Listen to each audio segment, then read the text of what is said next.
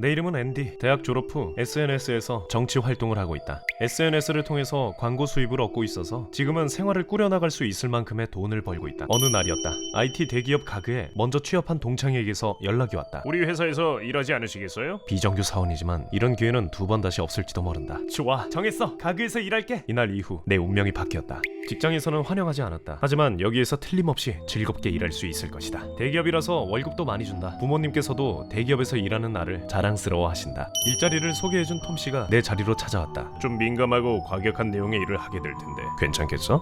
무슨 일이든 괜찮습니다. 맡겨주세요. 나에게 맡겨진 업무는 아동 포르노 영상이나 공격적인 영상을 감시하고 삭제하는 일이었다. 이 기업의 과학기술이라면 입력하지 않고 자동화시킬 수 있는 일 아닌가요?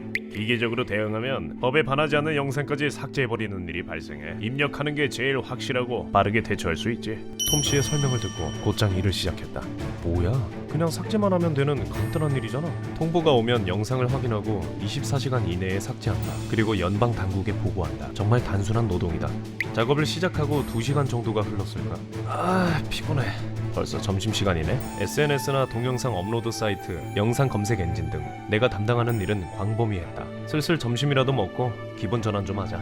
사원 식당에 도착한 나는 너무 놀란 나머지 할 말을 잃어버렸다. 잠깐, 이거 너무 호화로운 거 아니야? 일식, 양식, 중식 다양한 요리가 줄지어져 있었다. 이곳의 사원 식당은 뷔페인 듯하다. 그리고 이 모든 것이 무료. 과식을 방지하기 위해서 작은 접시만 놓여 있고 사원의 건강까지 챙긴다. 자리에 앉아 밥을 먹고 있는데 톰씨가 다가왔다. 일은 어때? 할만해? 아직 서툴러요. 그건 그렇고 여기 사원 식당 장난 아니네요. 아, 우리 회사의 자랑거리지. 여기에서 사용하는 식자재 비용도 전부 가그가 부담하는 거라니까. 톰씨의 말에 의하면 가그 전용 목장이나 양봉장까지 있다고 한다. 점심도 먹었겠다. 오후 업무를 시작해볼까? 하기는 해야 하는데 의욕이 안 생기네. 계속 아동 포르노나 폭력적인 컨텐츠를 보고 있자니 기분이 안 좋아진다. 톰씨에게는 의욕 넘치게 무슨 일이든 하겠습니다라고 말했지만 꽤 힘든 작업이다. 드디어 일을 끝내고 커피 한 잔 마시며 한숨 돌리고 있는데 톰씨가 왔다. 오늘 하루 일해보니 어땠어? 좀 마음이 아프네요. 익숙해지면 괜찮아. 퇴근하고 푹 쉬어. 드디어 집에 돌아왔다. 어서와 앤디. 첫날인데 어땠어? 여기서 여자친구인 케이시에게 걱정을 끼칠 수는 없다. 가그는 역시 굉장한 회사야. 익숙해질 때까지 시간이 걸릴 것 같지만 그럭저럭 일은 잘할 수 있을 것 같아. 나는 최대한 웃는 얼굴로 케이시에게 말했다. 어느 날 일이 너무 힘들기도 해서 동료에게 도움을 요청해 보았다. 그쪽 일을 도와줄 사람은 가그에는 아무도 없을 거예요. 다른 사람에게도 부탁해 봤지만 모두 같은 반응이었다. 메일 소프트를 기동하니 대량의 통보 메일이 와 있었다. SNS에 아동 포르노 영상이 올라와 있어요. 세이프 서치를 켜두었는데 부적절한 영상이 검색되었어요. 네, 알겠습니다. 지금 처리하겠습니다.